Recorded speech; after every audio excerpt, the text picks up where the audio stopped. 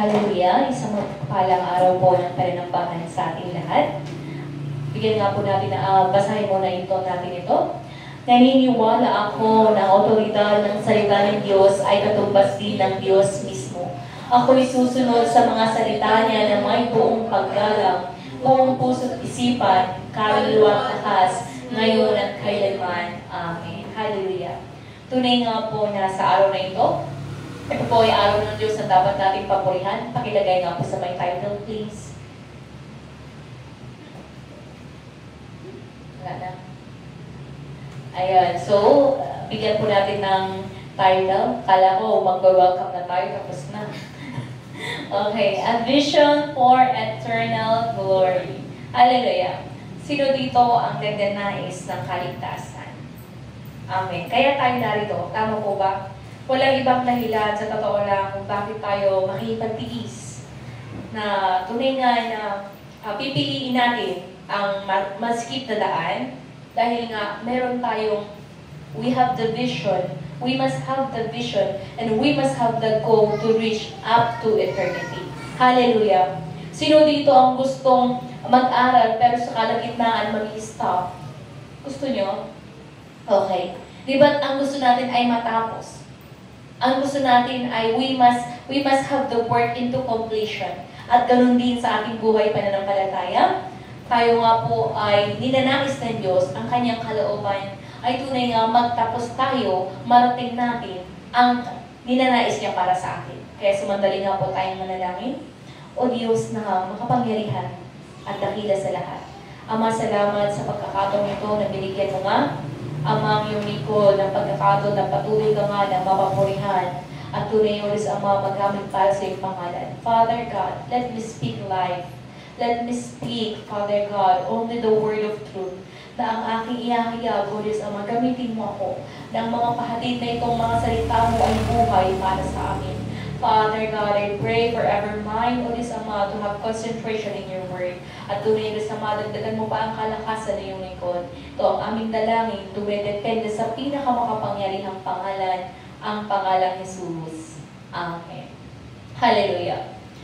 When we say na may kailangan natin magkaroon ng vision for glory, babalik tayo sa pinakapunod-dulo ng lahat.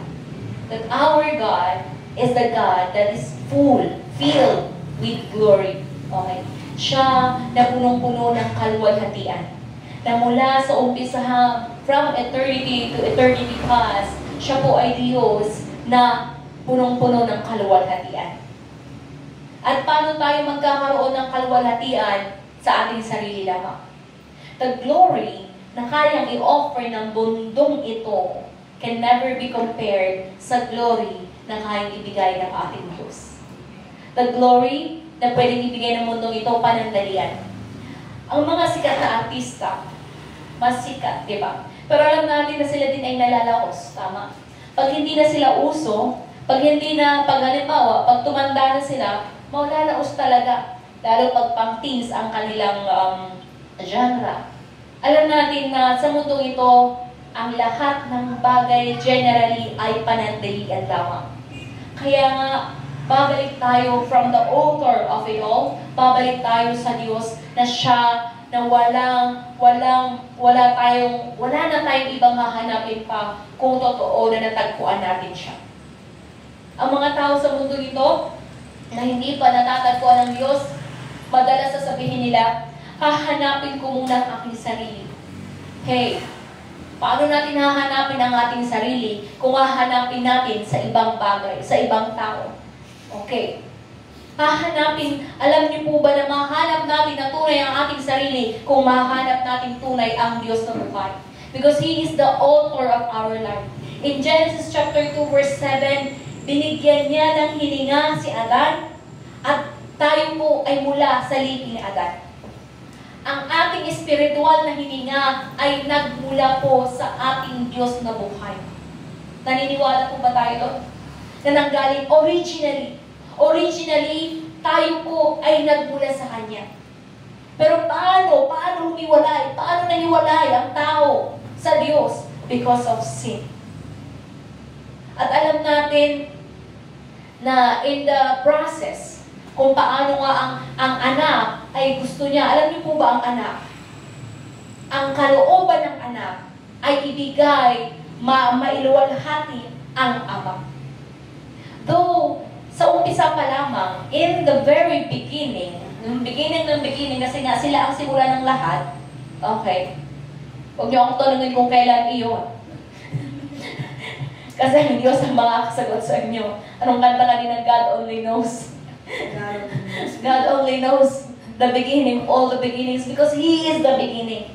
Okay. Maaaring matatansya pa eh. Okay. The scientists can detect kung gaano katanda ang Earth kasi physical creation, may physical basis. But in the spiritual, only God. Okay.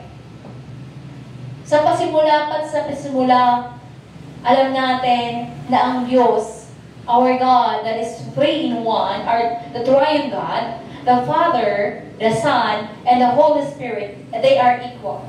Equal in power, equal in authority, equal in will, and equal in glory. Pero ano ba yung puso ng anak na kailangan din natin taglayin sa pagkakataon ito? Ang puso niya ay ibaba ang kanyang sarili, magpakumbaba upang maitaas ang kanyang ama.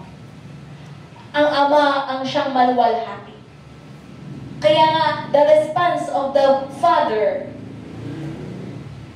kung sinong hindi re-respeto naman sa anak, ay hindi niya rin kikalalanin. Kasi the very big respect of the Father to the Son. Kaya nga, in Matthew 3, alam niyo po ba nung nabautismo ng ating Panginoon Jesus? Di ba ang sabi niya, this is my beloved, 3:17, Mateo, chapter 3, verse 17, simulan natin sa 13. Dumating si Jesus sa ilog Jordan mula sa Galilea upang magpabautismo kay Juan. Ngunit tinangka ni Juan na pigilan siya at sinabi, ako po ang dapat magpabautismo sa inyo. Bakit kayo nagpapabautismo sa akin? Subalit sumagot si Jesus, hayaan mo itong mangyari ngayon sapagkat ito ang nararapat nating gawin upang matupad ang kalooban ng Diyos. Kaya pumayag din si Juan. Nang mabautismohan si Jesus, kaagad siyang umahon sa tubig, nabuksan ang langit at nakita ni Jesus ang Espiritu ng Diyos na bumabang parang isang kalapati at dumapo sa kanya. At isang tinig mula sa langit na nagsabi, ito ang minamahal kong anak na lubos kong kinalulugdan. In English, this is my beloved Son in whom I am well pleased. Di ba napaka-gandang pakinggan ito? Actually, sa atin, physically, pag malaman mo na natutuwa, nalulugod ang tao sa'yo, di ba gusto mo yun? Pero pag makarinig ka na galit ang tao sa'yo, iba yun. Masakit yun. Lalo na sa ating Diyos Ama. Alam niyo po ba na kung matututunan natin na sundin kung paano nga tumahak, kung paano nga ang pagpapakumbaba ng anak ay magawa din natin, maririnig din natin ito sa ating Diyos Ama.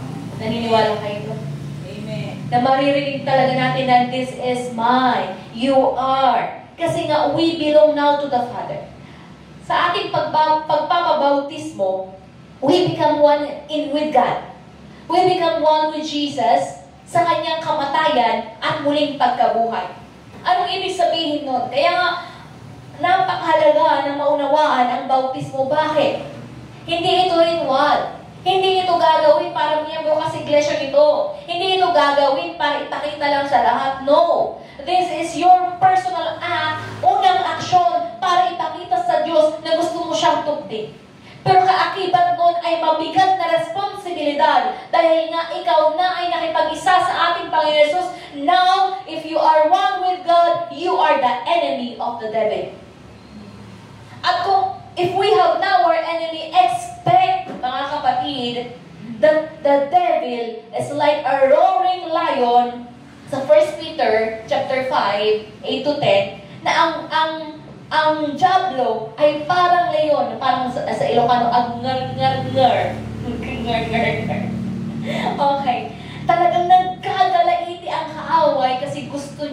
sirain tayo na seryoso. Bakit naman niya sisirain ang mga kakampi niya? Hindi! Natatawa nga kami, hindi naman sa natawa, pero alam mo yung marami, dahil sa experience na marami casting out, dumating sa point na talagang balakuran talaga silang sumagot eh. Kahit hindi mo sila pinagsasalita, magsasalita talaga sa, mapakasara ako. Sabi ko, pumunta ka dun sa ganitong tao. Tinesting ko lang naman.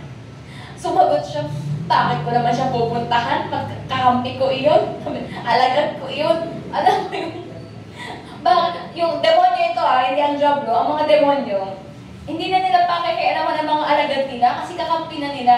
Kapareho ko din iyon eh. Ibig sabihin, kahit buhay pa ang tao, kung talagang kalikuan na ang ginagawa, talagang masasabi mo that they are living demons. At napakasakit itong marinig ng mga tao. Subukan mo lang sabihin. Kung paano, kung hindi ka talaga babatuhin, mararanasan mo. Gusto mong maranasan ang karanasan ni Esteban? Sabihin mo iyon. Sabihin mo. Pero dapat handa ka. Handa ka na talagang to be persecuted. Sa aklat po ng 1 Peter chapter 5,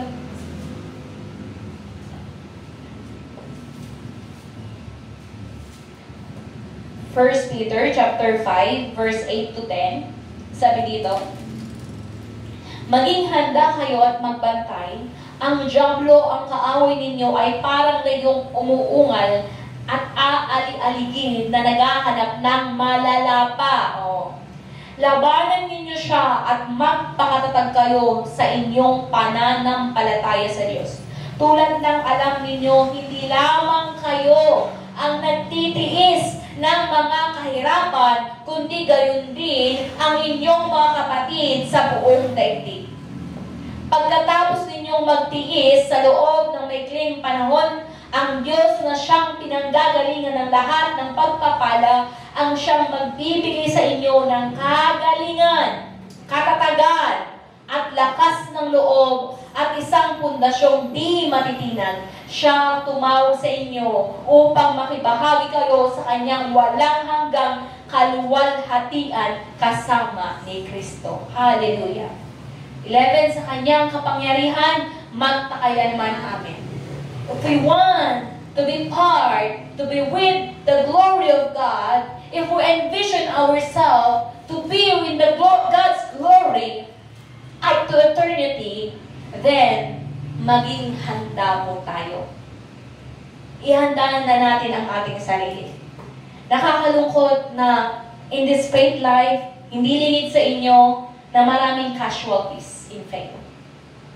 Hindi ko po ipinagkakaila sa inyo at talagang ipinapatotoo bakit namin ikinekwento. Para huwag nang pamarisan. Para huwag nang tularan. Dahil nga ang matalinong tao, hindi mo na gagayahin ang ginawa nila na kanilang ikinabagsak. Ito na ay magiging aral sa iyo. O kung gusto mo pa rin maranasan, and then go. Okay. You are free to do it. Pero kung if you want to refrain yourself from that kind of suffering, unnecessary suffering, dahil sa hindi mo nabantayan ang iyong sarili, then, it's up to you. Hallelujah. Ang ating Panginoong Jesus, hindi siya excluded sa ating kaaway. In the process ng kanyang pagpapakumbaba, di ba? John chapter 1 verse 1, kasama niya ang Ama. Tama? Nang pasimula, balikan natin hanggang sa memorya niya na memorize nyo na talaga the beginning of all beginnings. In John, kaya nga mahalin nyo ang book of John kasi this will teach you the truth. Theology means theo with God. Okay. John chapter 1 verse 1, nang pasimula ay naroon na ang salita, at ang salita ay kasama ng Diyos, at ang salita ay Diyos. Okay. So kasama na ng Diyos. Kaya nga in John 1:18, nagmula ang anak mula sa Ama. O baka sabihin niyo sa ina. Okay. Nagmula siya sa Ama. Okay. Paano siya nagkatawang tao? In in John chapter 1 verse 14, naging tao ang salita at nanirahan sa piling namin. Nakita namin ang kaluwalhatiang tunay na Kanya bilang kaisa-isang anak ng Ama. Siya ay puspos ng kagandahang loob at katotohanan. Hindi mo po pwedeng maialis sa Diyos ang Kanyang kaluwalhatian. Hindi mo rin pwedeng maihiwalay sa Diyos ang katotohanan. Hindi mo maialis sa Diyos ang Kanyang pagka-Diyos. Why our Lord Jesus Christ, the Son, is very unique dahil nga, though He became 100% Son of Man, naging tao siya, nagkatawang tao in John 1:14, hindi mo sasabihin, hindi natin pwede sabihin na hindi na siya naging Diyos by that time. At yun ang pagkakamali ng mga ibang magtuturo, na sasabihin na nila na nung nagkatawang tao ang ating Panginoon Jesus ay hindi na siya Diyos, which is very wrong. Ang Diyos ay Diyos. Okay. Pero paano magpapakumbaba? Paano bababa ang anak sa Ama? He took the form of a man. Kasi nga, man is lowly. Alam mo po ba mas mataas nag-aantas ng mga anghel sa atin? Okay. Mas mataas in the sense na nung nagkasala talaga si Adan, ay nasa baba tayo. Paano natin matataasan ng anghel? Paano? Alam mo? Paano tayo masigit sa anghel? Paano? Tayo ay may pagkakataon pa mag-isip. Okay. Tayo ay nagkasala. We become greater than angels. Hebrews chapter 1 verse 14. Kailangan natin sumagot with Bible verse para hindi nyo sasabihin pag tinanong kayo, sabi po kasi ni Pastor Hindi po kami nagtuturo na kami ang idadahilan nyo at irarason nyo when you will come into spiritual argument. Hindi man sa argument, makipagtalo kayo, but how to defend the truth, you must use the word of truth. Okay. In Hebrews chapter 1 verse 14, ano ang mga anghel kung ganoon? Sila ay mga espiritong naglilingkod sa Diyos at sa mga isinugo upang tumulong sa mga magkakamit ng kaligtasan. Ibig sabihin, sa mga hindi maliligtas, tutulungan kayo ng mga anghel? Okay. That's why, kung tatanungin niyo ako, kailan pa tayo nagkaroon helping angels? When we started to have a relationship with Jesus. Tama, nung tayo nagsisi. Kasi hindi tayo makakalapit sa Diyos sa totoo lang kung tayo'y punong-puno ng kasalanan. Hallelujah. Kaya nga, in the submission of the Son, nung nagpakumbaba ang anak, sa prosesong iyon, nagkaroon ng chaos in heaven. Originally, what is heaven? Originally, 1 Peter chapter 1 verse 4, heaven is for the Son. Ang langit, dalikhang langit the created heaven, the heavens of heavens, is for the Son. Kasi sabi nga sa John chapter 1 verse 3, and Colossians, and even, na all things are for the Son. Okay. Ang lahat ay para sa anak. Hallelujah. Okay. So, 1 Peter chapter 1, verse 4. Simulan natin sa 3. Pasalamatan natin ang Diyos at ang Ama ng ating Panginoong Hesukristo dahil sa laki ng habag niya sa atin.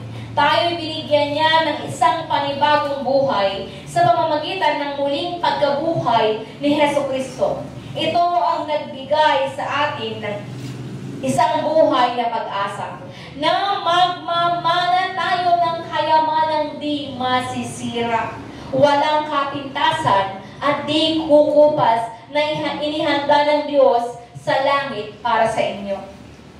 But originally, heaven is for the Son. Nakakaroon lang tayo ng parte doon when we become one with Jesus.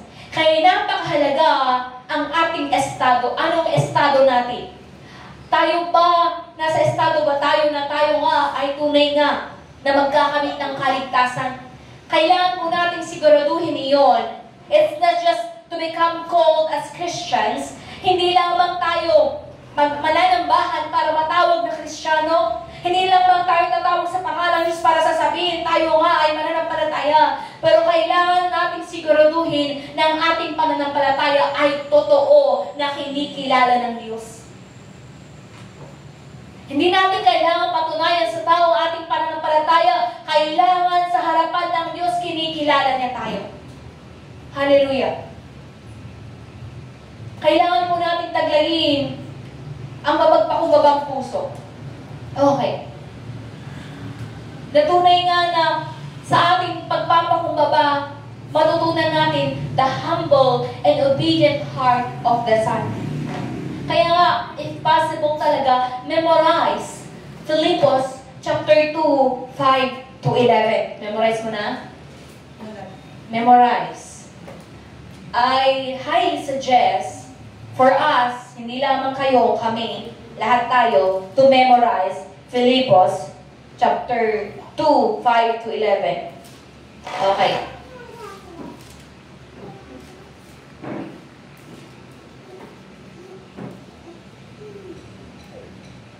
Basahin natin. Naway magkaroon kayo ng kaisipan na tulad ng kay Kristo Jesus. Kahit taglay niya ang kalikasan ng Diyos, hindi niya ipinagpilitang manatiling kapantay ng Diyos. Sa halip, kusa niyang binitawan ang pagiging kapantay ng Diyos at namuhay na isang alipin.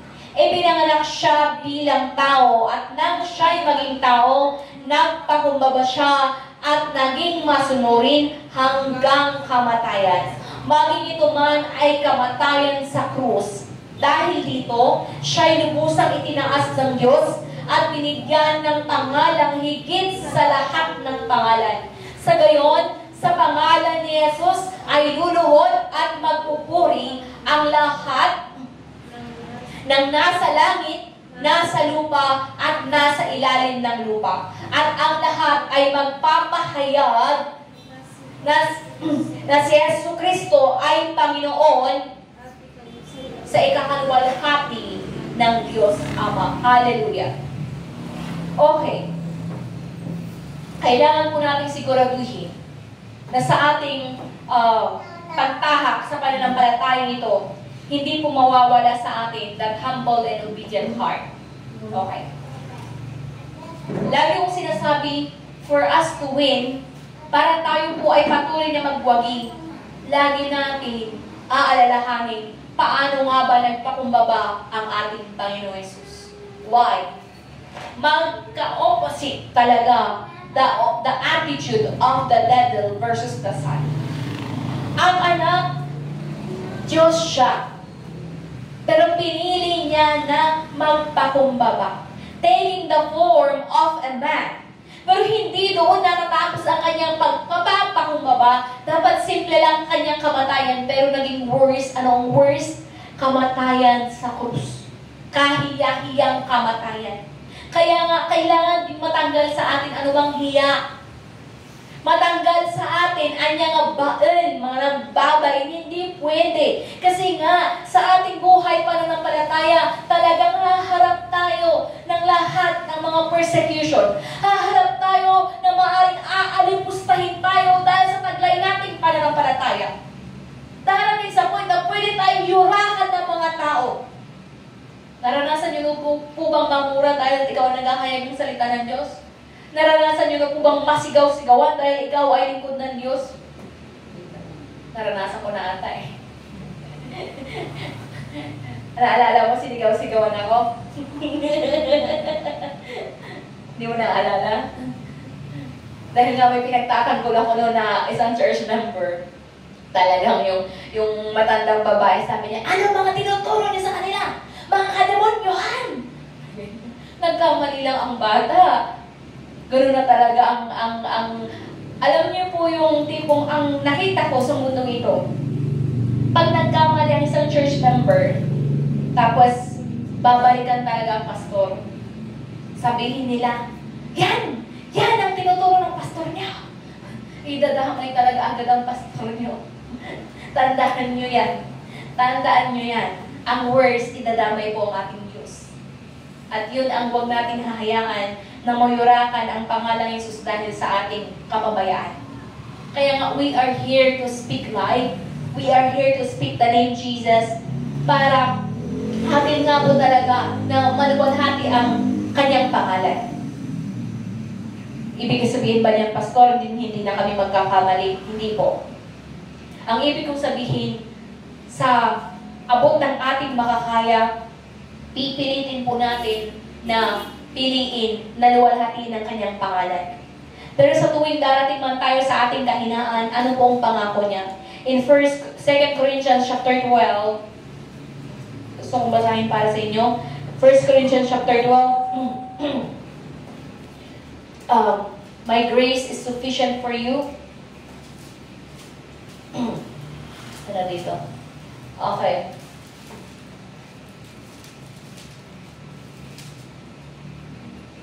Sabi dito, basahin natin sa okay. My grace is sufficient for you, for my power is made perfect in weakness. Hallelujah. Okay. Dito, basahin natin sa verse, nasa 11 pala ako. Pero pala hindi mahanap. Sabi dito sa 9, but he said to me, my grace is sufficient for you, for my power is made perfect in weakness. Okay. Verse 9. Sa ganito, ang kanyang sagot, ang kagandahang loob ko ay sapat na para sa iyo, sapagkat lubusang nahahayag ang aking kapangyarihan kapag ikaw ay mahina. Alam po ng ating Diyos na minsan man sa ating buhay pananampalataya, darating po tayo sa mga pagkakataon na maaari tayong manghina.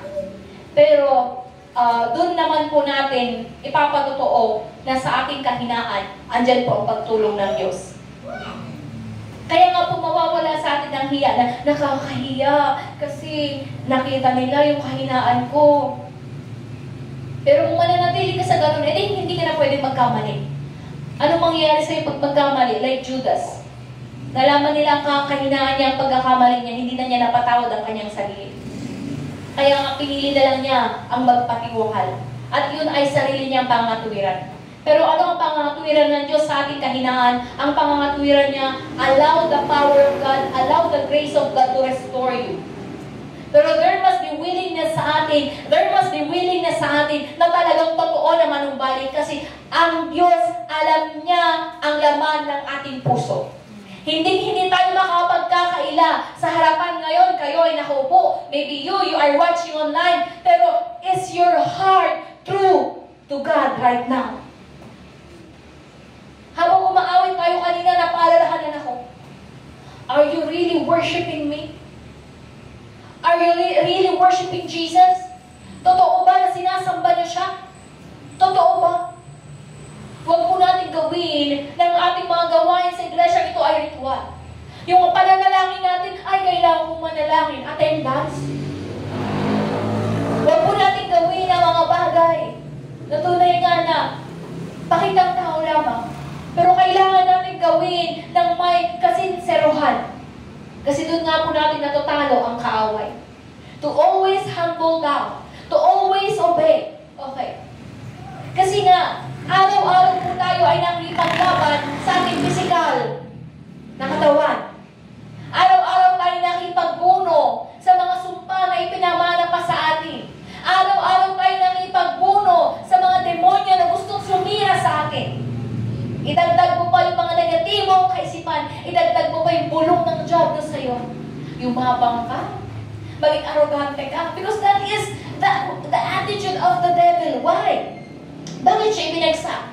In Isaiah 14, verse 12, ibinagsak po siya mula sa langit. Okay. Isaiah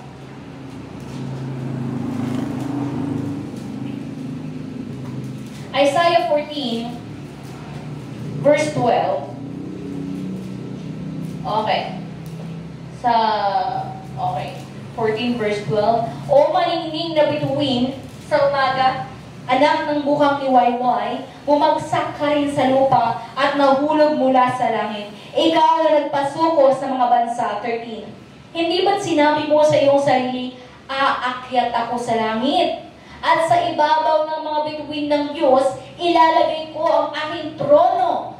Uupo ako sa ibabaw ng bundok, natagpuan ng mga Diyos sa malayong hilaga. Aakyat ako sa ibabaw ng mga ulap. Papantayan ko ang kataas-taasan. 15. Ngunit anong nangyari at nahulog ka sa daigdig ng mga patay, sa kalalimang walang hanggan. Hallelujah.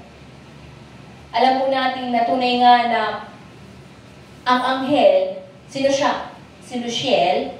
Luciel, siya ay maningning na butuin. Lucy means star. L is with God, E-L, kaya nga Luciel. Okay. Lucy star with God, maningning siya nung kasama pa niya ang Diyos. Of course, taglay ng anghel na to, ang kaluwalhatian ng Diyos. Pero ano ang ninais niya? Gusto pa niya ng mas mataas. Kaya nga arrogante. Ano ang ugali niya talagang prideful. Okay. Gusto niya ng mas mataas pa. May itinalaga na anghel ng Diyos na siya mag-govern ng langit habang inaantay ang pagdating ng ating Panginoon Jesus para pamunuan ang langit. Okay. Para manahin ang langit. And in that process, nagkaroon ng chaos, nagkaroon ng kaguluhan ang kalangitan. Okay. Sa kaguluhan iyon, anong nangyari? Binagsak ang anghel na ito na masyadong mapagmataas. Gusto niyo pong bumagsak ng mataas na mataas? Na pagbagsak? Magmataas din kayo ng magmataas. Okay. Hallelujah. Ano kaya mas masakit? Yung isang hakbang lang ang pagbagsak, ihahakbang mo na lang, o malaglag ka mula sa taas. May mga experiment na kapag yung pagbagsak gano'n, tinitignan nila kung makasurvive. Pero alam natin na sa tourist story pa nga lang, delikado na agad eh. Okay.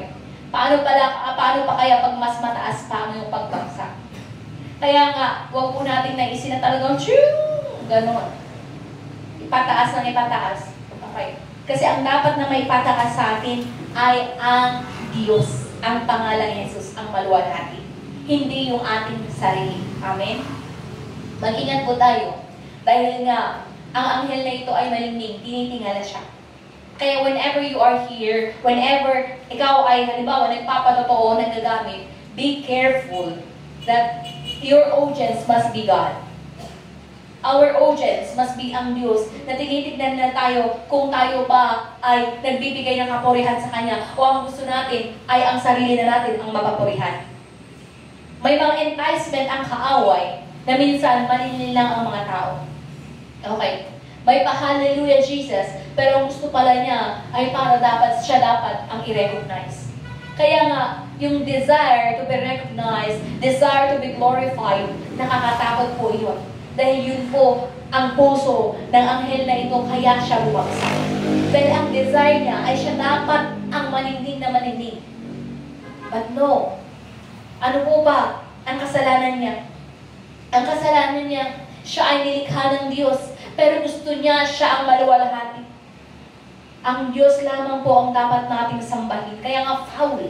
Foul ang nagawa niya. Hallelujah. Kaya sa prosesong iyon dapat, simple lang talaga ang kamatayan ng ating Panginoon Jesus na doon tayo sa will of God. Ngayon, nadagdagan ang trabaho na ng ating Panginoon Jesus. In 1 John chapter 3 verse 8, He came to destroy the devil's work. Okay. Pag sinabing destroy, ibig sabihin sirain. Kabagabag man, pero ngayong linggo, nakita natin in the news kung paano sinira ng bagyo ang maraming ari-arian. Hindi lang ari-arian, maging mga buhay. Kung magre-reflect tayo about doon, isa sa i-reflect natin, isa lang ang ibig sabihin yan. Sa buhay, sa mundong ito talaga, hindi natin pwedeng ilagak ang ating pananampalataya dahil ang lahat ay temporary lamang. Ang mga physical, isipin mo yung mga kotse, mga sasakyan na lumubog. Yung mga bahay na nasira. Pero ang higit sa lahat, yung buhay na nawala na dahil nga nalunod. Hindi na natin maibabalik yung mga bagay ngayon. Pero we move forward, having the hope in Jesus, na totoo talaga na ang lahat ng mga pangyayari ay patuloy na pagpapaalala sa atin na saan ba natin itutuon ang ating paningin. In 1 John chapter 3 verse 8, ang nagpapatuloy sa pagkakasala ay kampon ng dyablo, sapagkat sa simula pa ay nagkakasala ng dyablo. Kaya't naparito ang anak ng Diyos upang wasakin ang mga gawa ng dyablo. Hallelujah. Anyone na sasabing Christian, pero nag-e-enjoy na lumalangoy sa kasalanan, ay nakakatakot po na kalagayan. There is corruption pagka ganun. Kailangan po nating paalalahanan palagi na we must be in the side of the truth. Anong ibig sabihin? Doon dapat tayo sa parte ng katotohanan. Naparito ang ating Panginoong Yesus upang wasakin. Gaano kaya yung katindi yung word na wasak? Sirain. Ibig sabihin, ang kaaway ng Diyos ay kaaway din natin.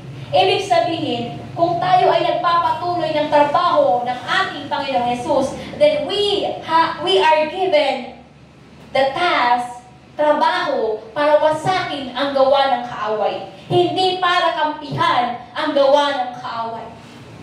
Pero minsan, hindi natin napapansin, ginagamit na rin pala tayo dahil sa enticement. Advanced technologies, mag-ingat tayo. Dahil hindi mo alam, nakikiayon ka na pala. Yung nilalike mo ay para sa kaaway. Kaya nga, when we are too attached, pag sobrang na-attach na tayo in technologies, the things in this world, isa yun na bagay na gusto ng kaaway na ibigin natin para mawala ang attention natin, ang focus natin para sa Kanya. Paano nung ikaw ay naranasan mo ang habag ng Diyos, nung tayo po, ako ay naranasan ko ang habag ng Diyos, di ba nga naranasan natin iyon nung tayo ay fully concentrated? Our mind, our heart, our whole being is for Jesus. Tama po ba? Amen. Pansin niyo po ba nung meron ka ng ginugustong iba, meron ka ng iniisip na iba, meron ka ng sobrang busy na ka na sa buhay mo, kaya nawawala. Unti-utay-utay na nagkukulang ka na ng interest para sa salita ng Diyos. That's why we should repent. Tayo dapat din ay magamit para sirain ang gawa ng kaaway. Hindi para kampihan ang gawa ng kaaway. Hindi para ipagtanggol ang gawa ng kaaway, pero sirain. Kung makakausap kayo ng ibang tao, talagang makikita mo, rampant ang mga pagkukulang sa lugar na ito. May sawang katrabaho, lagi na lang kinakati. Sa kwento niya, kahit yung nanay niya, na ganun na lang din. Dahil sa inggit ng kapitbahay. Yung isa namang katrabaho ko, yung nanay niya, hindi malaman-laman ang sakit. Dahil nga, inggit din ng kapitbahay, dahil nagpagawa lang ng kaunti. Nagpaayos lang ng kaunti sa bahay nila, ay kinainggitan na ng kapitbahay. Yung isa naman, dahil siya ay may maayos na trabaho, kakainggitan din. Grabe naman ang mga inggitera ng mga to. Yung isa naman, ang kwento niya, pinadalhan niya kasi ng package na food, yung pamangkin niya. Alam niyo yung package na talagang pang celebration na siya, yung bila-bilao. Ngayon, siya lang kasi nakagawa nun. Pag uwi nung kapamangkin niya, hindi na siya makalakad. Kaya, kwento lang sa akin, wherein pinakikinggan ko, iniipon ko lang, nasabi ko, iba yung inggit sa mundong ito. Na dahil sa inggit na yan, kaya nilang gumawa ng kasamaan. Kaya nga, if there is jealousy talagang sasabihin talaga ni Pablo, hindi pa kayo tunay na mananampalataya. Kung andyan pa rin mga inggitan, andyan pa rin ang mga talagang patayan sa inyo, hindi pa kayo tunay na mananampalataya. Hallelujah. Kaya, nung naawa ako, sabi ko, halika nga, ipanalangin kita. Kaya tuloy, araw-araw pupunta magpanalangin. Pero siyempre, uunti-untiin lang natin. Sabi ko, alam mo ba, ang trabaho ko lang ay pakilala ang pangalan ng Jesus. Kaya sabi ko, kailangan mong maniwala sa pangalan ni Jesus para ipanalangin kita. Kasi kahit anong estado nila, kung sila ay magpapakumbaba, pupunta sila magpanalangin, wala kang karapatan para tanggihan sila. Sabi ko, pagod na ako na pupunta sa isang bahay, parang ipinipilit mo ang pangalan ni Jesus. Pero alam niyo po ba na malayang konkilos ng banal na Espiritu where He is welcome? How did you receive the Holy Spirit? When you are resisting the Holy Spirit? Or when you are welcoming the Holy Spirit? Kaya reminder po sa mga kapatiran namin na hindi pa nakakaranas ng banal na Espiritu. Ang banal na Espiritu is very sensitive to our decision. Very sensitive ang Holy Spirit. Kailangan na totoo na tinataglay natin ang pangalan ng Jesus. Number 1 iyon. Hindi papanahanan ng banal na Espiritu ang taong hindi nagtataglay ng pangalan ng Jesus. Number 2. Foremost. Pero hindi ibig sabihin number 2, pakuli ito sa requirement. Are you really willing to work for Him? Handa ka ba talaga makipagtrabaho sa Kanya? Dahil hindi ibibigay ang banal na Espiritu para lang sa ating pangsariling kapakanan. Pinagkaloob sa atin, ipagkakaloob sa mga hindi pa nakakatanggap ang banal na Espiritu para ikaw ay panahanan for you to be an able body of the Holy Spirit, for you to be used for His glory. For the Holy Spirit to work on you. Gusto niyo makaranas ng kamang-hamanghang gawa ng Diyos? Katulad sa sinasabi ng Acts 10:38. In Acts 10:38, how God anointed Jesus. Hallelujah. Acts 10:38, sabi dito, alam ninyo ang tungkol kay Jesus na taga Nazaret at kung paanong pinili siya ng Diyos at pinuspos ng Espiritu Santo at ng kapangyarihan. Alam din ninyo na pumunta siya sa iba't ibang dako upang gumawa ng kabutihan sa mga tao at pagalingin ang lahat ng pinahihirapan ng dyablo. Nagawa niya ang mga ito sapagkat kasama niya ang Diyos. Hallelujah. Let all the glory belongs to God. Na kung tayo man po ay makakaranas na niyon, mag-ingat din tayo na hindi tayo ang kapapurihan, kundi ang pangalang Jesus. In this place we pray that the name Jesus be uplifted and be glorified. That the power of the name Jesus flow. Hallelujah. Kaya we must be. Sabi nga sa 1 Corinthians 3:16, we are the temple, tayo ang templo. If you are the temple, then, basahin natin. You must be clean. 1 Corinthians 3:16, I am the temple. Okay. Unang Korinto, chapter 3, verse 16, hindi ba ninyo alam na kayo'y templo ng Diyos at naninirahan sa inyo ang kanyang Espiritu? 17. Mag-ingat. Paparusahan ng Diyos ang sinumang magwasak ng templo niya. Sapagkat banal ang templo ng Diyos at kayo ang templong iyan. Kung maisip nyo kung bakit we maintain holiness and cleanliness in this place, because this is the physical. We worship God in this place. At nakakatakot, kaya nga kinakabahan ako pag hindi na maayos ang worship dahil nga babalik talaga din sa amin. Hindi lang kayo, pero madadamay talaga kami kasi kami ang pinagkatiwalaan ng Diyos para mangalaga. Pero in our personal condition, personal na ito, ikaw din po ay templo ng Diyos. Whatever you do to yourself, kung sasadyain mo talaga ng wasakin, sirain, rumihan ang templo ng Diyos, hindi bagat siya mismo ang magagalit sa iyong sarili? Are we keeping ourselves holy? Napakahirap na itong tanong na ito. Dahil nga, makasalanan tayo. Pero ang Diyos po ay nagpapaalala. Dahil ang ninanais niya, hindi tayo masira. God convened us to speak life. Ibig sabihin, kailangan talaga totoo. Ang salita niya ay magkabilang taba. Alam niyo po ba, sa sakit, pag simpleng sakit, Madalaan lang yan sa mga natural, pahinga, vitamin C, normal. Pag yung alam mo yung simple lang na panghihina. Pag mas malakas, halimbawa may infection, kailangan ng antibiotic. Depende gaano kalakas o parang sa palakas. Pero sa cancer, sa mga sakit, halimbawa may pumutok na ugat, o may pumutok na dahil sobra na, hirap na. Anong kailangan? Operation. Butsakan ka. Okay. Sino na dito naranasan mo operahan? Hindi pa. So, hindi niyo pa alam.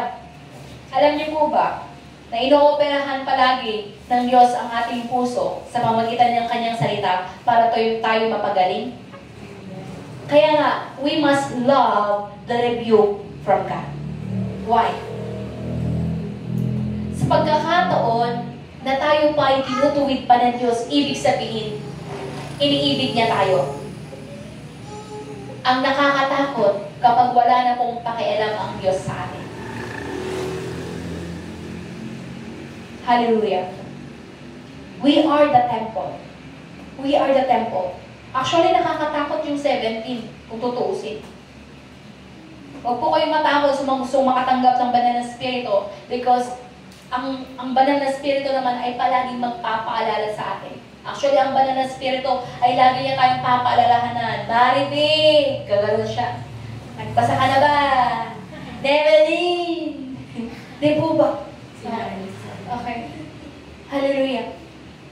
There is the voice na kailangan natin pakinggan. Kaya ang sinasabi sa Revelation chapter 2 and 3, hear what the Spirit says to the churches. We are the church. Kung hindi nyo pa ako pakikinggan, sabi ko nga, kung hindi pa kayo manunumbalik, kung hindi pa talaga kayo magiging totoo, sisirain po kayo. This word is from God. Kaya nga, we do not take the word of God lightly na, sige lang, pakinggan ko lang, papasok dito, lalabas dito. Sa langit po, pag tayo na ihaharap, tapos ipi-playback lahat ng ginawa natin, matutuwa kaya tayo sa maipi-playback. Kaya nga, our end goal, our vision, is to reach that eternal glory. Hindi tayo tumatahak na parang wala tayong patutunguhan. Yung binasa natin, ang tawag ito, buong chapter ng 2 Corinthians chapter 4, yun yung iyak na yun ang puso ko. Na patuloy lamang na maglingkod dahil nga our end goal is the eternal glory of God. To be with God. Hallelujah. Ang anak nga mismo, ang anak ng Diyos, talagang nagpakumbaba. Okay. Tinupad niya ang kalooban ng Ama. Okay. Nagpakumbaba siya hanggang sa kamatayan. Kaya nga naidamay na rin na ikaw at ako ay nakatanggap ng kaligtasan dahil sa Kanya. Salvation is found in no one else. Saan kanino lamang natin matatagpuan ng kaligtasan? Di ba sa ating Panginoon Jesus lamang? Tingnan natin. Si Adan at si Eva ay nalinlang ng kaaway. Bakit? Dahil nga si Adan ay binigyan ng espiritu na nagmumula sa Diyos. Okay? Genesis chapter 2 verse 7, binigyan ng spiritual na hininga si Adan. Kaya nga, he became the first living being. Pag sinabing living with a spirit. Okay. Ngayon, anong nangyari? Ang kaaway na ibinagsak, di ba ibinagsak siya sa Isaiah 14:12 to 15, ibinagsak siya. Nung ibinagsak siya, pinuntahan naman niya. Saan niya pinuntahan? Tiniragan niya. Pinuntahan niya. Saan? Sino dito? Ang tao na binigyan ng Espiritu ng Diyos, kaya si Adan. Anong ginamit niya? The weaker vessel, which is Eve. Kaya normal talaga that the woman or the wife is the weaker vessel. And the man must be stronger. Hallelujah. Kasi minsan, ang babae talaga madaling malinlang.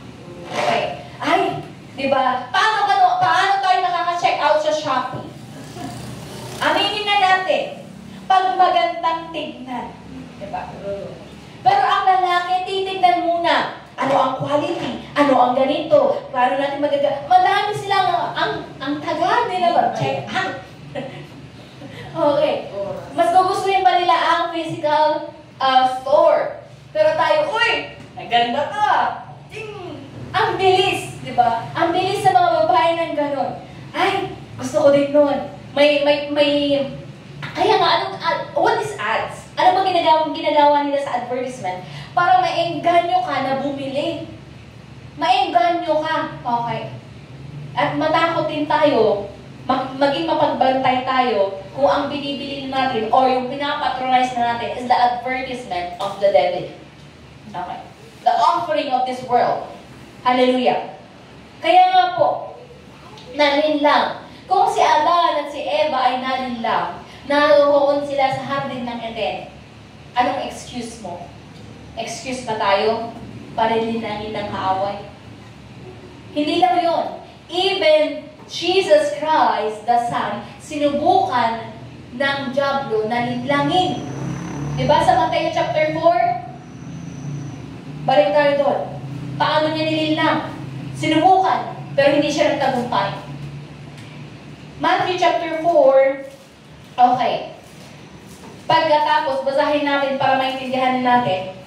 Pagkatapos si Jesus ay dinala ng Espiritu sa ilang upang tuksuin ng dyablo.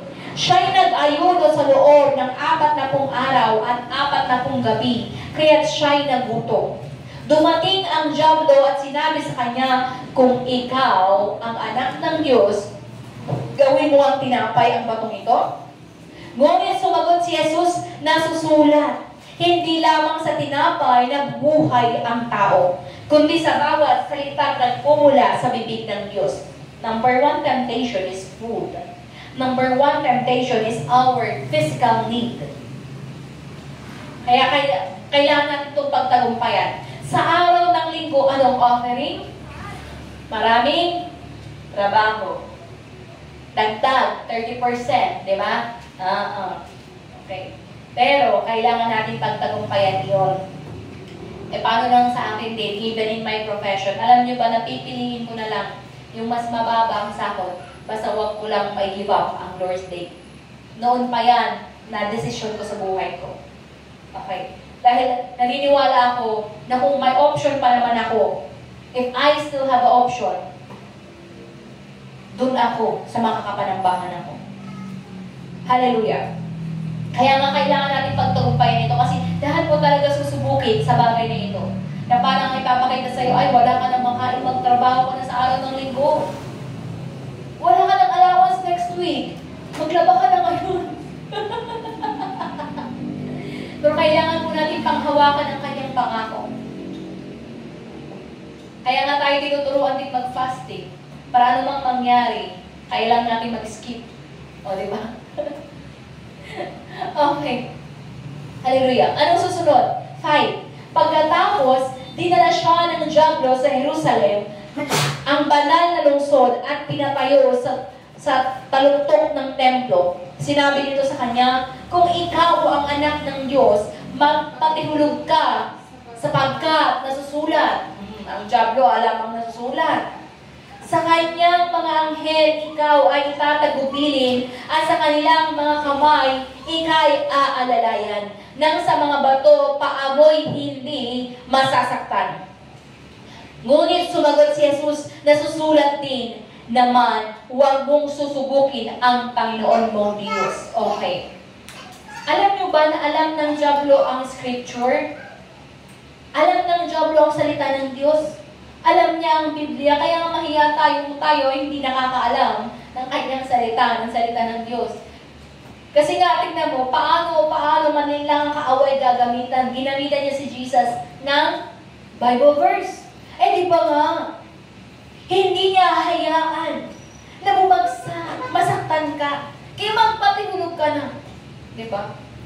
Ngunit anong sagot ni Jesus? Nasusulat din naman. Diba? May pangrepa. Why do we need to know the Bible? For us to counteract with every negative thought. Pag andyan na lahat ng mga negatibo na gusto ng kaaway na subukin mo ang Diyos, gusto ng kaaway na kalabanin mo ang Diyos, pero dapat meron kang panlaban. Wala tayong ibang gagamitin panglaban, hindi ang aming sarili pangatuwiran, kundi ang katuwiran niya nasusulat. Nasusulat din naman na hindi dapat sinusubok ang Diyos. Next, verse 8. Pagkatapos, dinala siya ng dyablo sa isang napakataas na bundok at ipinakita sa kanya ang lahat ng kaharian sa daigdig at ang karangyaan ng mga ito. Sinabi ng dyablo sa kanya, ibibigay ko sa iyo ang lahat ng ito kung magpapatira pa ka at sasamba ka sa akin. Kaya sumagot si Jesus, lumayas ka, Satanas, sapagkat nasusulat, ang Panginoong mong Diyos ang dapat mong sambahin at siya lamang ang dapat mong paglingkuran. Pagkatapos, iniwan na siya ng dyablo, dumating naman ang mga anghel at siya'y pinaglingkuran nila. Hallelujah. Jesus was being tempted. Okay. In these 3 situations. Una, pagkain. Kaya kung pagkain pa lang, hindi mo na mapagtagumpayan.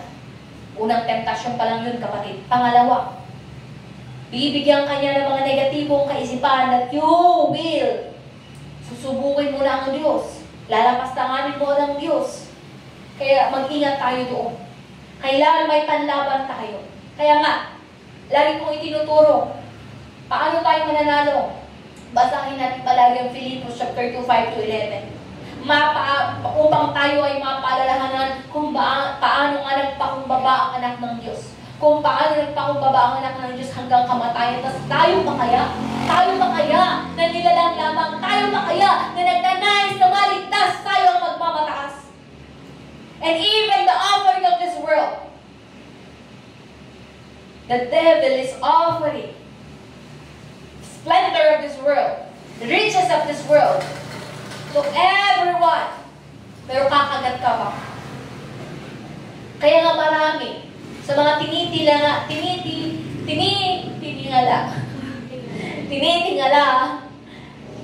they are part of that Illuminati. They are setting new world order. Gusto nila sila yung nasa taas. Kaya nga sila kumokontrol ng lahat ng mundong ito. Kaya kasikatan, kayamanan, di ba? Power, control, they are being controlled. Okay. Ang alam nila, sila ang kumokontrol ng mundong ito. But their end will come. It is written in Revelation. Mga itatapon sa dagat-dagatang hapon.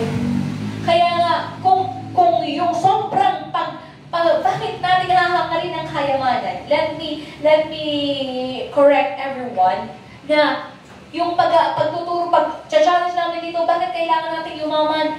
Para ito ay magamit para sa kanyang kaharian. Kasi napakahirap po talaga, naranasan din talaga namin, napakahirap na trumabaho na walang-wala ka. Sa totoo lang, paano maglalakad tayo papuntang Wenceslas? Ilang oras lakarin ko bago ko magbayanihan. Hindi nga, payat na ako noon. Okay. Lalakarin ba natin dahil wala tayong paggasolina? Anong ibig sabihin na gusto namin kayong umangat din naman sa buhay para magamit ang ating pisikal na yaman? Investment for our eternity. Investment for our eternal glory. Are you investing now for your place in heaven? Kung tayo po ay matalino sa mundong ito, may mga investment or may mga savings dapat, pero are we saving up for our eternal home? Okay? Yun yung i-check natin palagi. Yung isipan ba natin ay nakatuon sa langit? O nakatuon paano tayo umangat sa mundong ito para ipakita ko sa kanila na ako ay matagumpay? Tandaan natin na yung gustong maghiganti, gustong magpamukha. Sa totoo lang, yung papa ko, ang gusto niya pala, may gusto siyang pamukhaan, no? Na sa kasal ko daw, gagawin niyang marangya. Ilang baboy ang kakatayin niya para ipamukha doon Sa kinasamaan niya ng loob na hindi dapat ganun. Okay. Pero hindi na pangyari. Nagdisimple lang po ang kasal namin at worse nga po, hindi sila naka-attend. Kasi hindi kalooban ng Diyos na magmayabang tayo. Hindi kalooban ng Diyos na dapat tayong may patunayan sa mundo ito. Sino ang dapat na audience natin sa lahat ng bagay na ating natatawasan? Why we need to be the head for us to glorify our God? Bakit kailangan natin tumalino sa mga estudyante para naman hindi nila sasabihin na mga bobo ang anak ng Diyos? Diba? We need to be the head para ipatotoo mo na nagawa mo yan dahil sa Panginoong Yesus. Pero kung ipapatotoo mo dahil masipag ka, dahil matalino ka, ibabagsak na talaga ng Diyos. Pero kung gusto mong umangat para ipatotoo mo na nagawa ko lang ito dahil tinulungan ako ng Diyos, God will lift you up. Pagkaiba yun. We want to glorify God. Pero not at the expense na tayo po ay masisira. Okay? Kaya nga babalik pa rin tayo. The more we humble down, the more ibababa natin ang ating sarili, God will lift you up. Don't you know? Sa patuloy natin pagnanais na magpakumbaba para paglingkuran ng Diyos, siya ang gagawa ng kaparaanan. Yung mga kahinaan natin, yung kulang pa sa atin, siya ang magpupuno. Kaya nga, the word of the Holy Spirit is to empower us. In Acts chapter 1 verse 8, you will receive power when the Holy Spirit comes upon you. And you will be my witnesses. We become more powerful by the Holy Spirit para tayo po ay hayagang makapaghayag sa iba. Dahil nga, magkaroon tayo ng totoong habag. Kung hindi talaga nila tatanggapin ang katotohanan, alam niyo ang mangyayari sa kanila? They will become an eternal failure. They will become demons. Pero we are not an excuse. Hindi ko mo nandito kayo ngayon. Hindi ko mo ikaw ay nanonood ngayon. Ikaw na ay ligtas. Ang pananampalataya na dapat natin taglayin ay pananampalataya hanggang sa wakas. Kung ang ating Panginoon Yesus ay sumunod hanggang kamatayan. Hanggang kamatayan. Until His last breath, ano ang sabi niya? Father, receive my spirit. Nararapat din naman mga kapatid. From the very start na tinanggap natin ang habag ng Diyos. Kaya always remember your first love. Always remember yung unang pagkakataon na kinahabagan ka ng Diyos. Huwag na huwag mo yung kalimutan. Huwag na huwag mong kalimutan yung unang pagkakataon na alam mo, naranasan mo na ikaw ay pinatawad ng Diyos. Because some become so ungrateful. Nakakalimot sila sa habag ng Diyos. Ang nakikita nila ngayon ay yung sitwasyon na ngayon ay nahihirapan. Pero nalabasan natin, hindi lang ikaw ang nagdadaan ng ganyang hirap, kapatid. Ang mga kapatiran natin sa buong mundo na totoo ay dumadanas din ng parehong paghihirap. Yes, God knows it. But you must stand firm. Ang kahilingan ng Diyos, ang ninanais ng Diyos sa atin, manatili hanggang sa wakas. Do you want to hear the word, well done, good and faithful servant? Well done, good and faithful servant. Now serve. If you do not want to serve, how can you hear the voice? Kung ayaw mong paglingkuran ng Diyos, bakit mo naman nanaisin na mapapakinggan sa Kanya na ikaw ay mabuting lingkod kung ayaw mong maglingkod sa Diyos? We want to have that eternal glory in God. We must work now. We must work now. Tayo po dapat ay makipagtrabaho ngayon. Tayo dapat ay magkubaho. Hindi mawala sa atin yung kaloob niya. Bakit mananalangin tayo? To have power. Na ang ating mga kamay, kapag ipinatong natin sa kanila, sila'y mapagaling. Para maipatotoo natin na ang pangalan ni Jesus ay makapangyarihan. Naisip natin yun. Upang tayo ay magamit, katulad nga in Acts 10:38, let us be anointed. We must be anointed by God. We must be anointed by God para gumawa ng mabuti. Gumawa ng mabuti. Ipanalangin yung mga tao na nahihirapan, pinahihirapan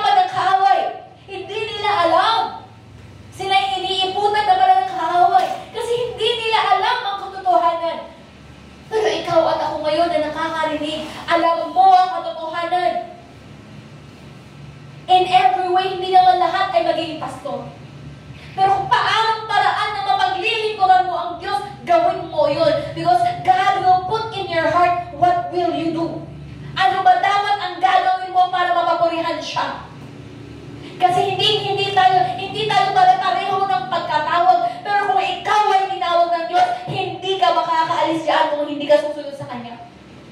Kung susunod ka, mapagpapala ka. Pero kung hindi ka susunod, masusumpa ka talaga. Why? Blessing is when we obey. Hindi ko ito sinasabi sa sarili ko pangangawiran. But in Deuteronomy 30, verse 19, andun yung malaya nating pagpili kung tayo ba ay mapagpapala o masusumpa. Buhay ba o kamatayan ang ating nanaisin? Pero itong physical na buhay na ito, masisira. Hindi ko sinasabi na huwag nyo lang pahalagahan ang physical na buhay na ito. Pero ano ang masigit nating papahalagahan? Iingatan din po natin ang physical na katawan natin dahil nga pag naging mahina ang physical na ito, aatakehin tayo ng mga demonyo. Ibibigay nila sa atin ang kanilang mga sakit. Kaya nga, spiritually, we must be powerful to drive out demons. Okay. Hallelujah. Basahin natin Matthew 12:28 para mapaalalahanan tayo. In Matthew 12, verse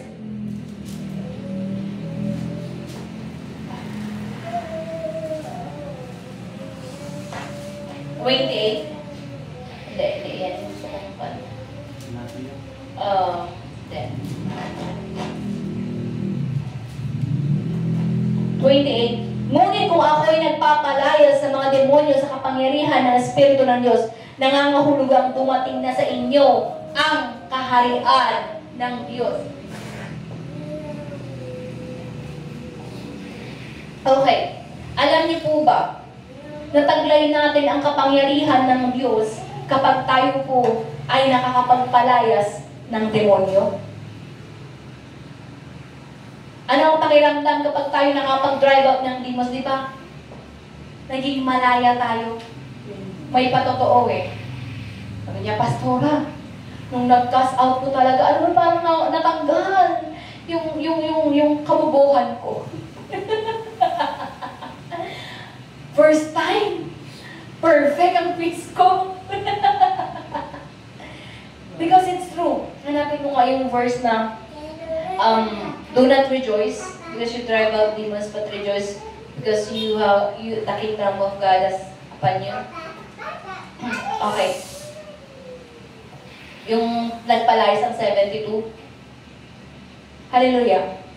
Sa aspeto ng pagpapalayas ng demonyo, okay, hindi lang po yun ang power na binigay sa atin. In Mark 16 verse 16, ano ba ibibigay sa atin ng banal na spirito?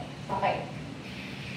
Kamay, the power to heal the sick, the power to drive out demons, and even miracles.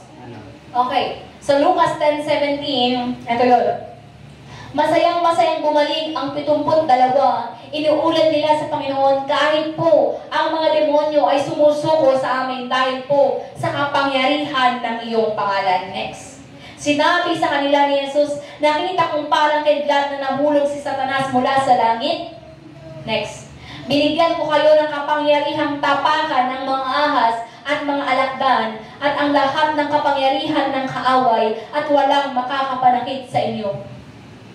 Ngunit magalak kayo hindi dahil sa napapasuko ninyo ang masamang espiritu, or in translation, maruruming espiritu, kundi dahil sa nakatala sa langit ang iyong pangalan. I-counteract natin dito sa Matthew 12:28 na sinabi na, ngunit kung ako'y nagpapalayas ng demonyo sa kapangyarihan ng Espiritu ng Diyos, nangangahulugang dumating na sa inyo ang kaharian ng Diyos. The kingdom of God is upon you when you have the power to drive out demons. And your name is written in heaven if you can drive out demons. Kaya delikado. Kung dati nakakapag-cast out ka, tapos bigla hindi mo na kayang makapag-cast out, delikado. Okay. Kaya overcome. Tinuturo namin. Ano ang mga kinakapitan ng demonyo? What is that nag-feed sa demons? Ano ang nagpupuno sa demons or nagbubukas ng pintuan ng demonyo sa iyong sarili? Kasalanan, pagsuway, pagkagalit, pagkatakot, or pananatili na may tinatago kang sama ng loob. Ano pa? Sobrang pagmamahal sa mga patay. Sobrang pagmamahal sa mga bagay na mundo. Anything. Alam niyo po ba?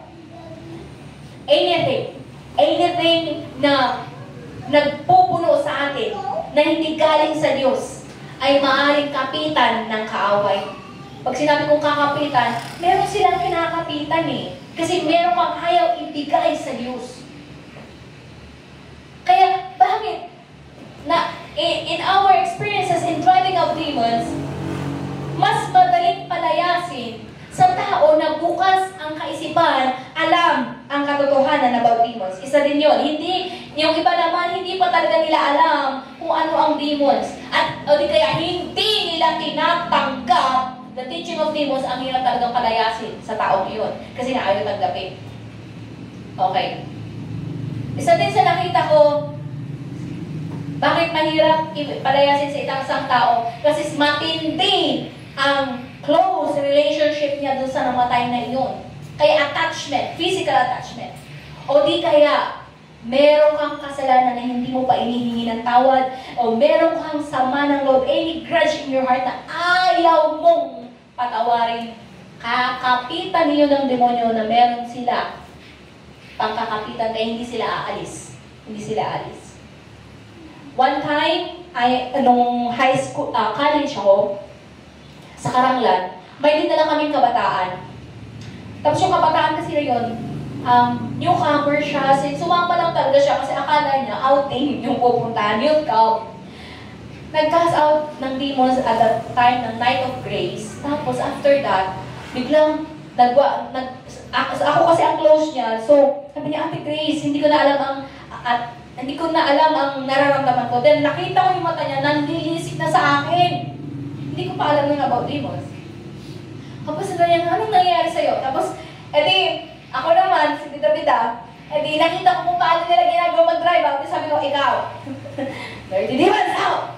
Biglang nagwala! Tapos, 7 ng malalaking taong nakahawak sa kanya. Ang liit-liit niya, mas maliit pa sa akin. Okay. Pinuntahan na ni Pastor Jung, yung pastor ng Valenzuela? Hindi. Saan talaga sila? Las Piñas, Holy Joy. Sila kasi sila ang nag-held noon, Holy Joy Church. Tapos, lahat na mga Koreano na nandyan na, nag-speaking tongues na sila, nagka-cast out. Tapos, isang oras na, pagod na sila, mahigit na yun. Tapos sabi niya, let's stop, sabi ni Pastor Jung. Kinausap niya ako. Kasi ako yung ate noon, sabi niya. Kaya I know, sabi niya sa akin, anong estado ng pananampalatay ng batang ito? Sabi ko, sabi ko, wala pa po. Kasi bago lang yan. Hindi pa niya alam. Sabi niya, kalmahin lang. Tapos after that, sabi niya, turuan mo, after that, ikasaw mo. Yan yung tinuro niya sa akin. Tapos ng ganyan, bakit? Ang batang yun kasi, kung talagang kasumitan, talagang minumura niya yung magulang niya, as in. Kaya talagang, ang masama naman, pagdating namin sa barangay, ipinakalat na talagang na-demon possess siya. Yun lang din ang pakit. Na, ang tawag ito, kaya, hindi siya nakapanumbalik. Pero binibisita pa namin yung bahay nila noon. At ang experience ko noon, pag bibisita kami sa bahay, talaga nila tatawasan ako ng balahibo. And ang sad thing, ang una niyang anak, namatay. Yun yung umuwi ako noon na galing ng Taguig. Tapos, yung siya na kakapanganak, namatay yung anak. Unang anak niya namatay. Tapos, sabi nila sa akin, ipanalangin mo nga yung patay. Sabi ko, hindi ako mananalangin sa patay. Yung buhay ang aking ipapanalangin. Okay. Hallelujah. Kaya, sa pagpapalayas ng demonyo, naiintindihan po natin na kapag tayo po ay nagagamit para makapagpalayas ng demonyo, nakasulat na ang pangalan mo saan? Book of Life. Sa langit, ayaw mo yun? Ayaw mo yun? Pero paano pag hindi ka Delikado. Ibig sabihin, there is the chance na pwedeng mabura. Kasi nga, kailangan natin mapanatili the power in us. Kasi walang ibang gagawin ng kaaway, kundi pahinain pa ng pahinain until he can destroy us. Okay. Ang magnanakaw ba, darating na ikaw ay kwardyado? Diba? Ang kaaway darating sa time na hindi ka handa o nakarelax ka, tulog. Diba nga ang mga magnanakaw, nag-aakyat yan ng bahay kapag tulog ang mga tao, relax ang mga tao. Kaya nga, anong utos ng Diyos sa atin? Maging mapagbantay tayo kasi hindi mo alam. Okay? When we drive out demons, the kingdom of God is upon us. Ibig sabihin, we have the glory of the kingdom of God. Because that is the ministry of the Holy Spirit. To heal the sick, to drive out demons. And that should be our ministry. Na hindi lang pastor ang binibigyan ng kapangyarihan ng yun, pero ikaw na pinapanahanan ng Banal na Espiritu, you must be able to maintain that and grow higher. We must grow in power. We must grow in the truth. Okay. We must grow in action. Ibig sabihin sa pagsunod.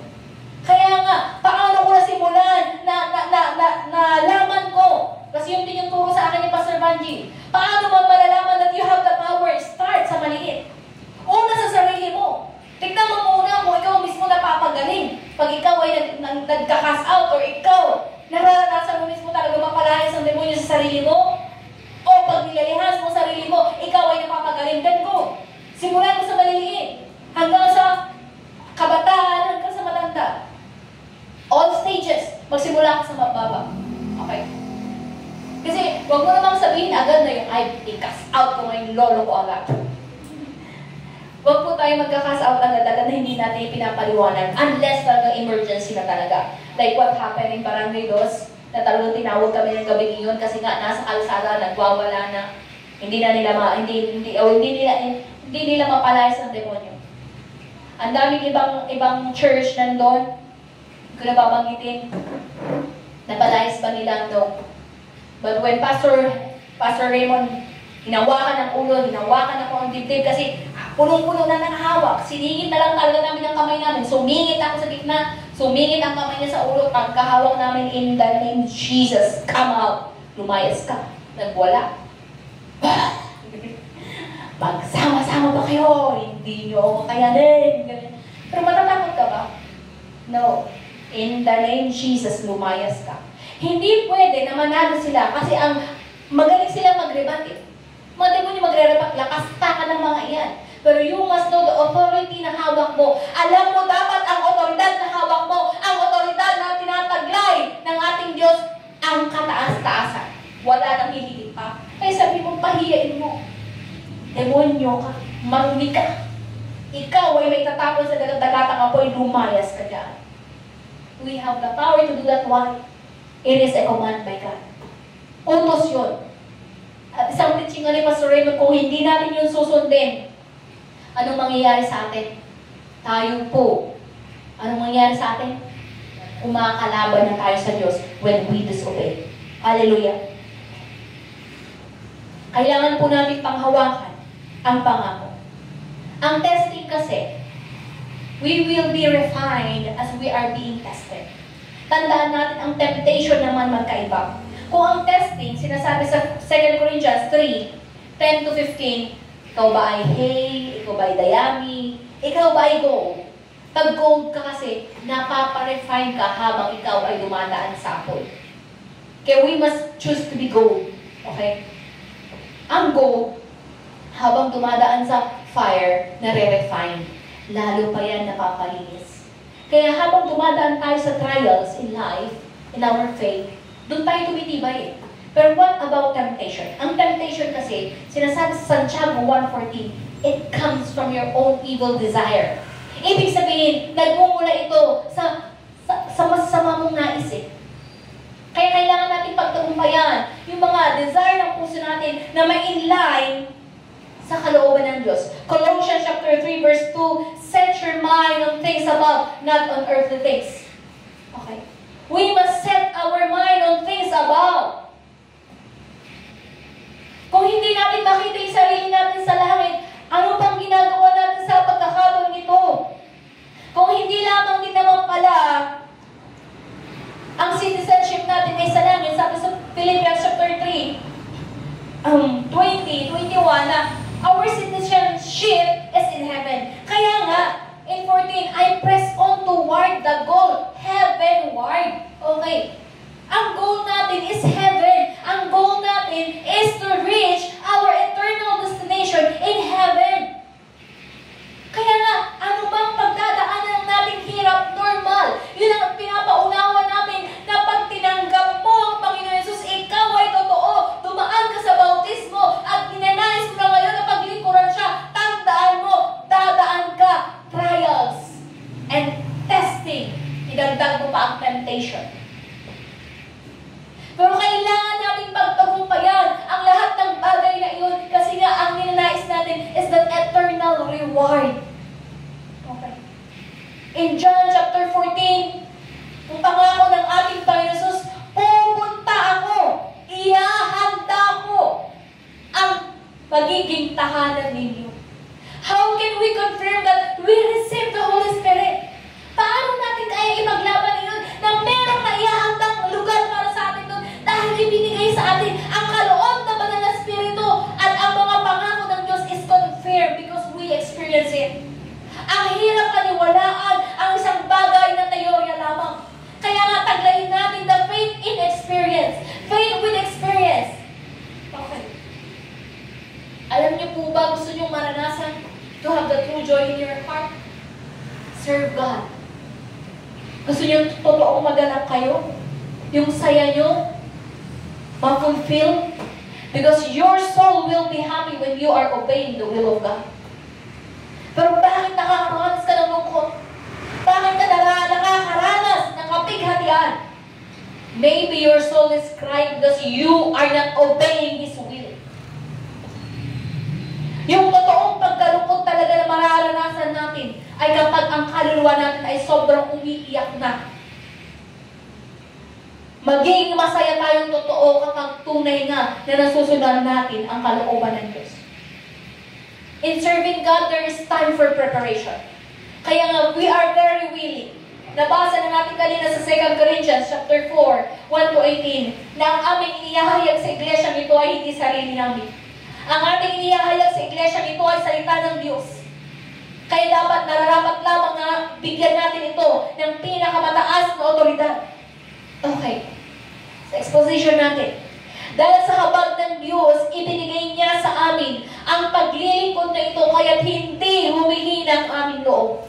Tinalikuran namin ang lahat ng lihim at kahiyahiyang gawain. Hindi kami nanluloko ng mga tao at hindi namin pinipilit ang salita ng Diyos. Sa halip, hayagan namin ipinapangaral ang katotohanan, kaya't maaari kaming suriin ninuman sa katapatan ng Diyos. Kung may malugbong pa ang magandang balita,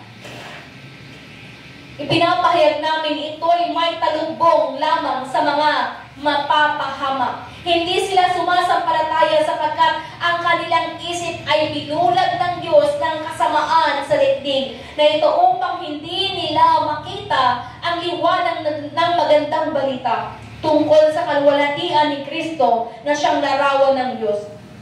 Hindi namin ipinapangaral ang aming sarili kundi si Kristo Jesus bilang Panginoon at kami ay lingkod ninyo alang-alang kay Jesus. Sapagkat ang Diyos na nag-utos na magkaroon ng liwanag sa gitna ng kadiliman ay siya rin nagbigay liwanag sa aming isip upang makilala namin ang kalwalhatian ng Diyos na nakahayag na mukha ni Kristo. Hallelujah. Mararapat lamang na ang tanging maihayag sa iglesia ito ay katotohanan sa pangalan ni Jesus. Hallelujah. Pero bakit sa iba hindi makaintindi? Dahil nga, binulag na ng ang paningin nila ay sa mundo. Kaya nga, doon natin makikita anong pananampalatayang meron ka. Okay. Kung andun pa rin yung pag-ibig, alam niyo po ba ang sobrang pag-ibig sa mundong ito, sa mga bagay sa mundong ito, ay hahadlang sa atin. Yun ang bubulag sa ating vision, sa ating paningin. Kaya hindi natin makita ang pagkilos ng Diyos. Hindi natin makita ang kalwalhatian ng Diyos. Bulag, dingin. Pero huwag po natin hayaang mangyari yun sa atin. Hallelujah? Wala po dito. Amen ba? 7. Ngunit kaming pinangkalooban ng kayamanang espiritual na ito tulad sa mga palayok na gawa sa putik upang ipakilala na ang dakilang kapangyarihan ito ay sa Diyos at hindi sa amin. Pag sinabing palayok kasi nababasa.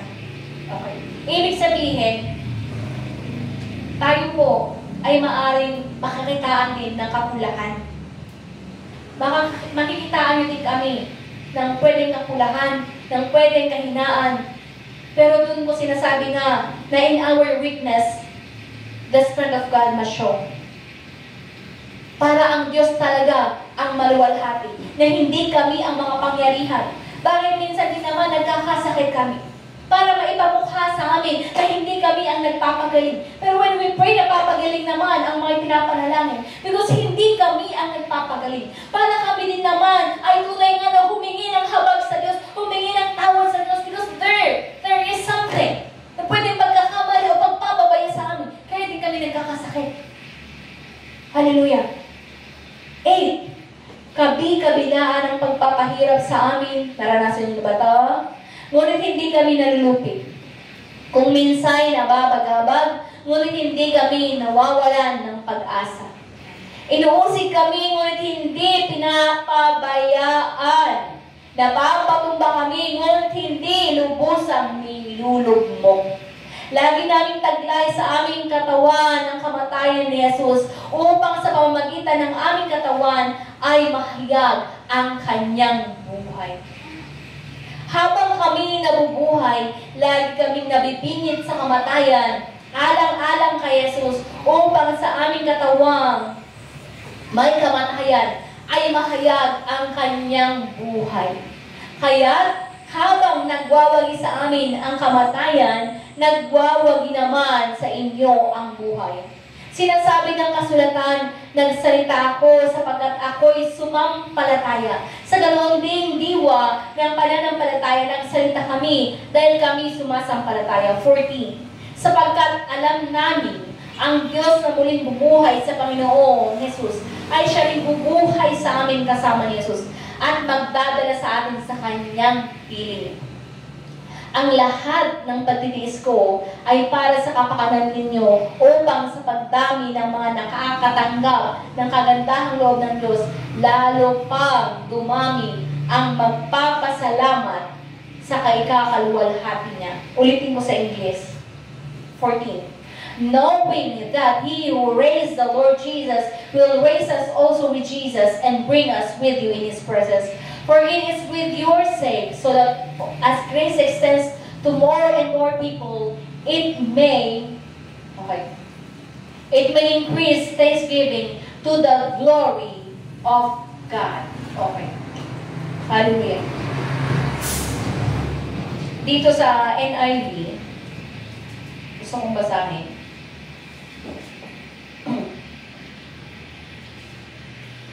Sa NIV, sabi dito, 16. Therefore, we do not lose heart. Though outwardly we are wasting away, yet inwardly we are being renewed day by day.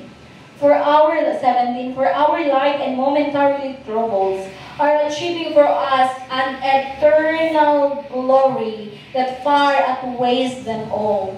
18. So we fix our eyes not on what is seen, but on what is unseen, since what is seen is temporary, but what is unseen is eternal. Hallelujah.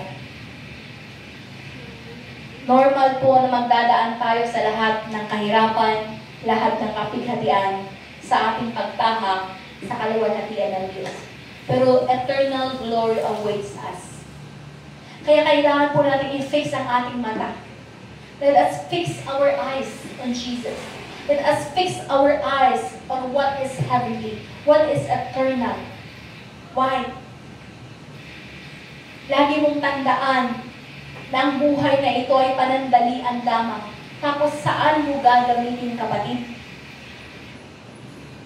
ang buhay natin na ito ay panandalian lamang. Ilang taon ka lang mabubuhay. Alam mo ba kung ilan? Our average lifespan is 70. Isipin mo 70, ilang taon ka na? Ilang taon na lang ang ipaglilingkod mo sa Kanya, hindi ka pa magseseryoso. Nakalahati ko na nga itong lifespan ko, malapit na. Hindi pa ba tayo magseseryoso? Aantayin natin kung hugot-hugot tayo sa kanan sa ni Jesus. Pero ngayon, nakalakasan natin. Ngayon na meron tayong lakas. Ngayon na meron tayong boses. Ngayon na maayos pang ating mga pangangatawan. Kung ipagdadamot natin ito para sa kanyang kalwalatian, we lost. Tayo po ang nawalan. Imbes na we are earning heavenly glory, we may become eternal failure. And I don't want you to be one. Ayaw namin na kayo maging eternal failure. Anong ibig sabihin? Alam niyo po ba, isa sa preaching na hindi ko nakakalimutan sa preaching ni Pastor Dr. Shin, nung itinuro niya about kay Esteban. Alam niyo ba si Esteban, na namatay siya facing the glory? Nasabi niya, nakita ko ang anak. Diba? He received a glorious death.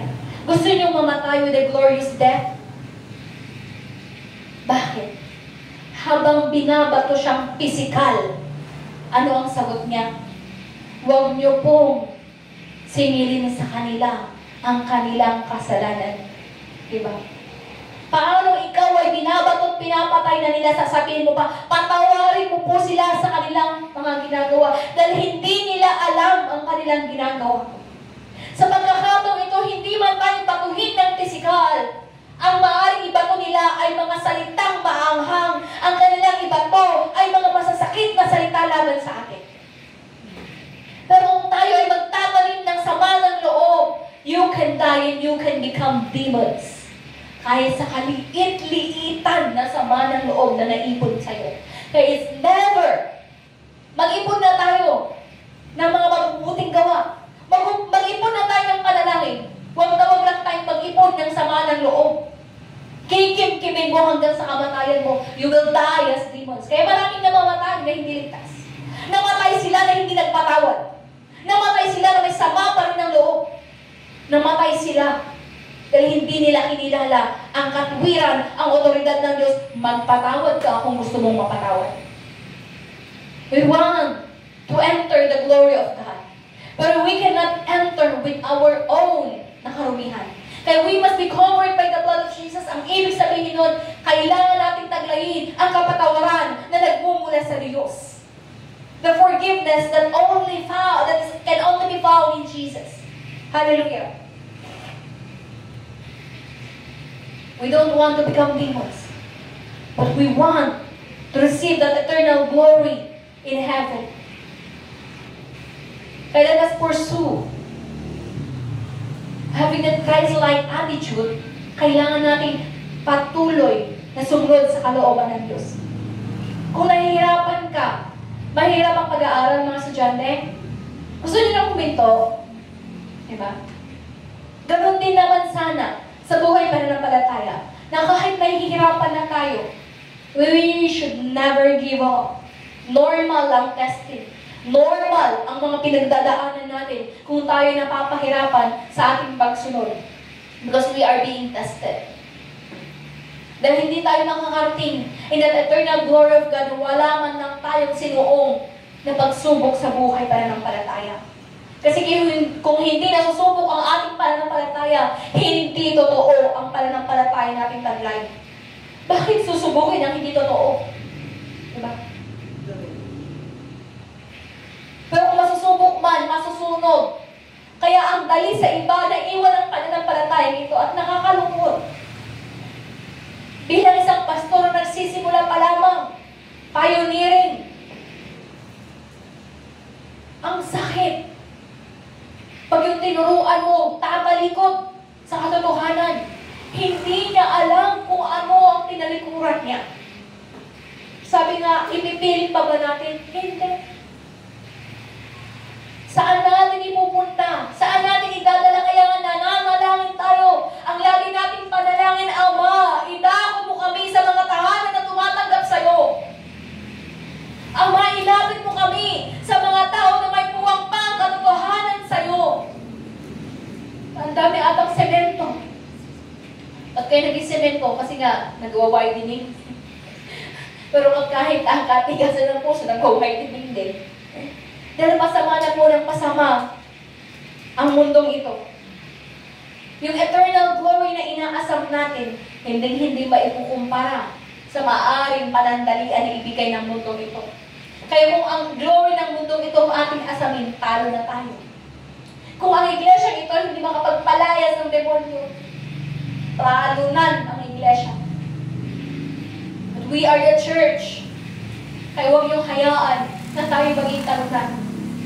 Tayo po ay sama-samang manalangin, sama-samang magpalakasan, sama-sama na tumaak sa daan that will result us to that eternal glory.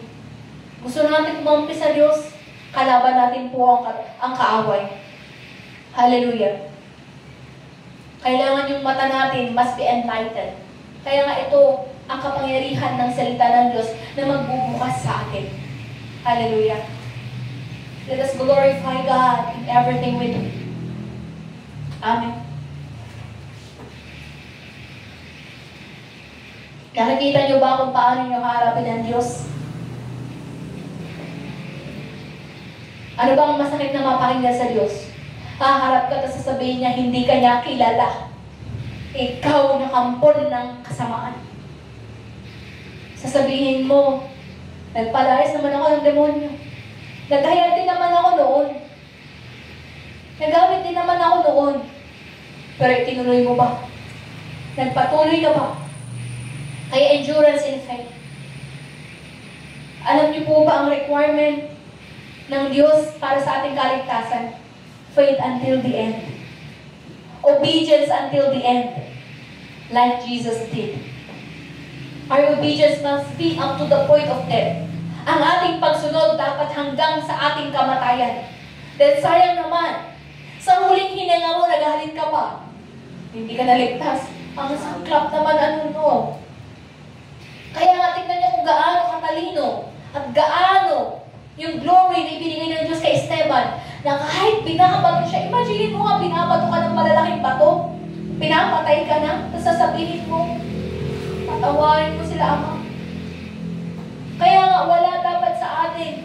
Oo, normal na makaranas tayo, medyo maaari tayong magalit, maaari tayong magtampo, maaari tayong makaranas, hindi tayo excuse sa any emotion. Pero supposed to be, pagharian mo ang emosyon mo na yan. By the Holy Spirit, kasi hindi mo rin kaya talaga.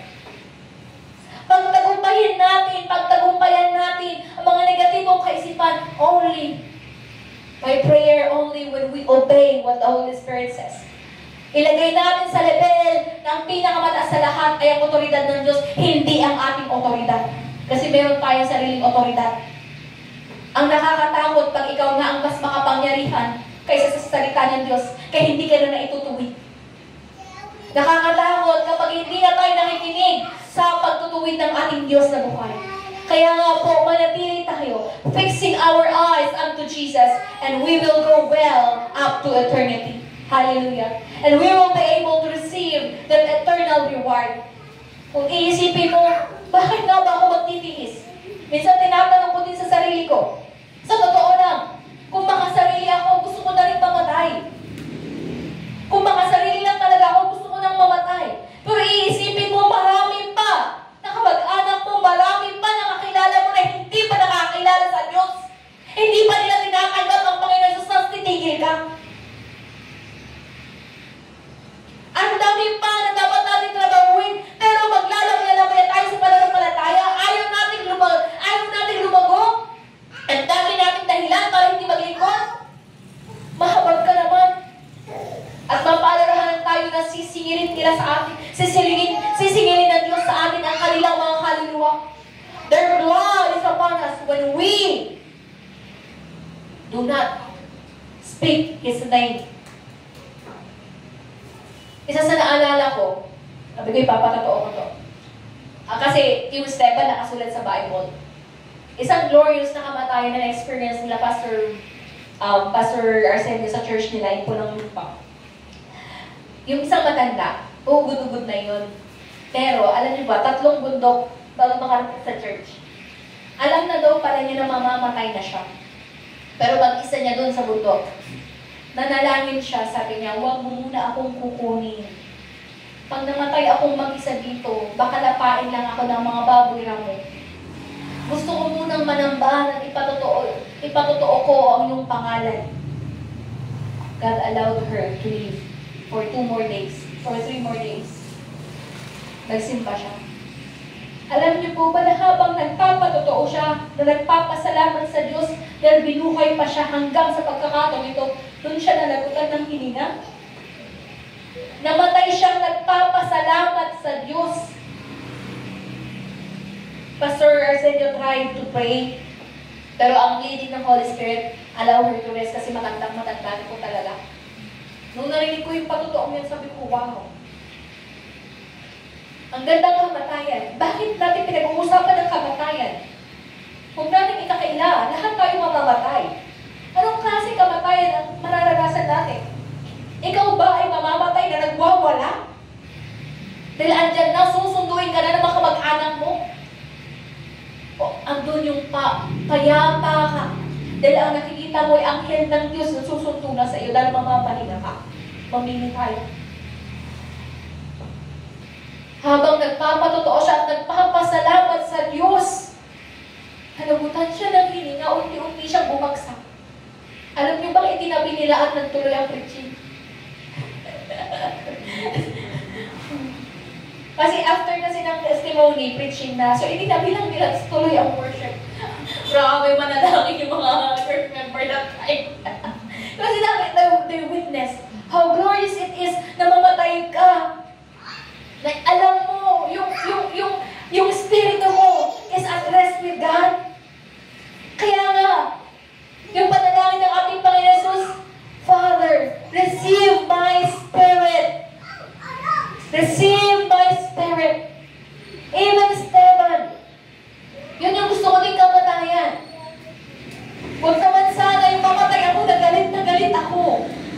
Huwag yung mamatay ako, na may sama ako ng loob. Kasi kapag nangyari yun, maaaring mamatay ako na hindi ligtas. I myself. Kaya paghandaan po natin ang ating kamatayan. Sigurado ka ba mabubuhay ka hanggang bukas? Sigurado ka ba mahaba pang buhay mo? Alam mo ba kailan ka mamamatay? But we must be prepared for eternal glory. Kaya now, today, ang pinag-uusapan natin, pipiliin mo ba na magpakumbaba sa harapan ng Diyos at pagtalikuran siya? O pipiliin mong talikuran siya dahil nahihirapan ka na? May magpipili po tayo. Kung gusto mong ayaw ng hirap sa paglilingkod, enjoy the world. Mag-enjoy ka na ngayon. But at the end, eternal naman ang paghihirap mo. O magtitiis tayo sa maiksing buhay na ito. Ilan lang ba ang 70 years na makipagtiis ka? Compared to that eternity with the glory of God. Hallelujah. Kaya mag-isip-isip po tayo. May sarili tayong pagpapasya. Anong pipiliin natin? Sa mundo nga ito, pinaghahandaan natin mga pisikal na bagay. Dapat lalo natin paghandaan ang ating spiritual na kalagayan. Hallelujah. Kaya sa pagkakataon po ito, tayo po ay manalangin. Magpasalamat po tayo sa banal na spirito, sa Diyos, na niloob niya na tayo patuloy na mapalalahanan. Our vision must be to eternity. Na hindi ito madidiliman ng mga bagay sa mundong ito. Na hindi ito maaagaw ng kaaway. Kundi maging straight tayo sa pagsunod. Let us repent. Mingirin tayo ng tawad sa mga pagkakataon na hindi tayo nagtatapat sa Diyos. Magpakumbaba tayo sa Kanyang pangalan and let us call His name. Let us call the name Jesus 3 times and begin to pray. Jesus, Jesus, Jesus.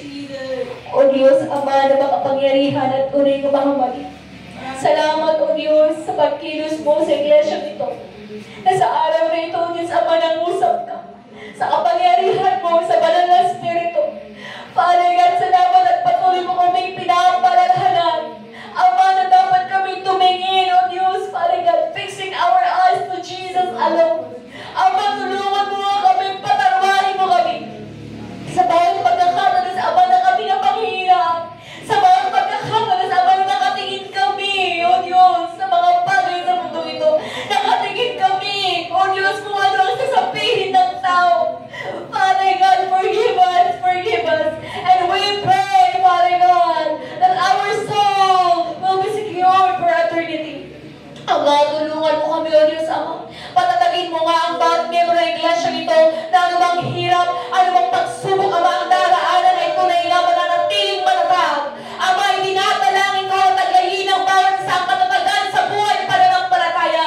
Na tunay nga, O Diyos, Ama, nauunawaan namin kung bakit kami nagtitiis. Nauunawaan namin, O Diyos, Ama, kung bakit kami ay handa, O Diyos, Ama, na patuloy nga, O Diyos, para nga na makipagtrabaho sa iyong pangalan. Ama, tulungan mo kami, O Diyos, Ama. Lalaguhin mo pa, O Diyos, Ama. Increase our love for the souls. Ama, increase, O Diyos, Ama, ang aming pag-ibig para sa mga kaluluwa, O Diyos, Father God. That we will snatch others from fire, Father God. Ama, ang mananay sa amin ay pag-ibig, hindi ang pagkapon. Pagkatunay sa mga tao sa labas, ang mga hindi pa nakunaw sa iyo, ay nararapat lamang, O Diyos, Ama, na intindihin pa namin, pagkat hindi nila alam, Father God. Have mercy on this church. Have mercy on us, Father God. We pray for the Holy Spirit, Father God, to empower us. Help us, Father God, to be empowered, Father God. Una mala shikiriya, mala shikiriya, sa mala kaya, sandala shimalari. Mala basikala, sa mala kaya, sandala kaya, sa mala kaya. In the name of Jesus, we pray, Father God. Increase the power and authority that we have. Ama, tulungan mo kami ulit sa mga patuloy, Father God. Madagdagan ang aming mga anghel. O Diyos, Ama, na tutulong sa amin upang makipagtrabaho sa iyo. Give us the power to speak your word. Ama, ibigay mo sa amin ang tamang Father ng kalakasan. The boldness to speak. Maghayag ng iyong salita. Ama, tulungan mo kami ulit, Ama, that these hands, ang aming mga kamay, pag ito ay gagamitin namin na we lay hands to the sick, silang awis, Ama, ay magpapagaling. Father God, and the word yun sa mga aming ihahayag ay tunay nga sa mga magpapagaling sa bawat isa. Ama, itinadalangin ko rin sa mga kami. Ang bawat isa ay tunay, Father God, na makapagpalay sa mga marunong espiritu. O Diyos, tulungan mo kami, Father God, empower us. Ora mala shikiriya, sa malala shikiriya, sa malala sa tekiya, sa malala. Ora malala shikiriya, sa malala. We pray for the Holy Spirit to work. Convict every heart na sa mga kaming dapat maging totoo. O Diyos, Father God, buksan mo ang bawat mata, buksan mo ang bawat kaisipan, Father God, for us to truly understand what we have. Ama, na ang taglay namin na katotohanan ay hindi nararapat na may pagpalit sa anumang bagay sa mundong ito. Ama, dalangin ko sa mga, Father God, Jesus, na hindi namin ipagpapalit, Father God, ang kayamanan na pinagkaloob mo na.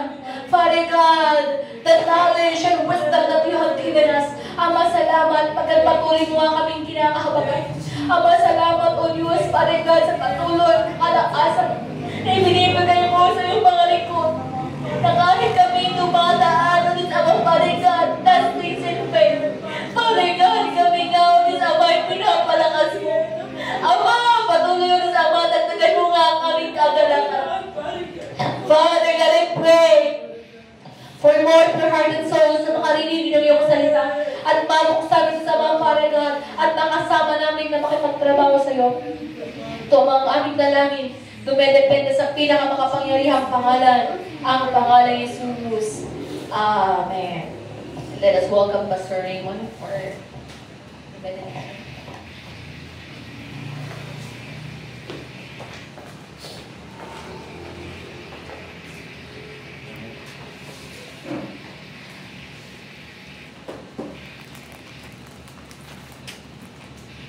Tayo maglahatan toyo at timuko for the benediction. Ang kagandahang loob ng ating Panginoon Jesus, ang kanyang kabutihan na hindi nagbabaliw, ngayon at pakailanman sa Panginoon ng Espiritu, ay malakasan ng lahat ng nakipag-isa sa araw na ito. Sa iglesia ito, ang pagpapala at patuloy na paggabay ng Diyos ngayon at pakailanman. Amen. Amen.